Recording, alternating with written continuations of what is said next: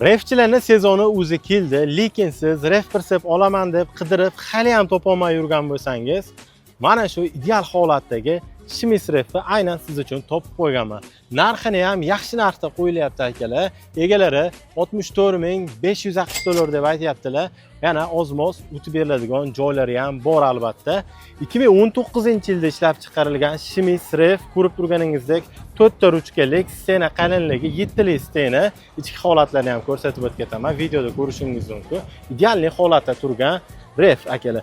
Balonlarning holatini ham videoda ko'rsatib o'tib ketaman. Ko'rsangiz bo'lar edi. Agregat Thermaking SL2i 300 agregatdan. Ko'p ishlamagan ref deb egalar aytayaptilar. Bu yilgi sezonda o'sha yangi yildagi bir marta rejimda ishga chiqib kelgan ref, kamchiliklari yo'q. Agar mana shu refga qiziqqan bo'lsangiz, egalarining telefon raqamini videoning past qismida har doimgidek yozib qoldiraman. Telefon qiling, yana o'zlaridan to'liqroq ma'lumotlarni olasiz. Manzil Namangan viloyati, Namangan shahri. Hozir syomkani Nurobod Fura petagi ichidan qilyapmiz akalar. Bu videoni mana shunaqa ref persep olaman deb qidirib yurgan furachi tanishlaringizga jo'natib qo'yadigan bo'lsangiz, hamma uchun manfaatli bo'lgan bo'ladi. Hammaga rahmat.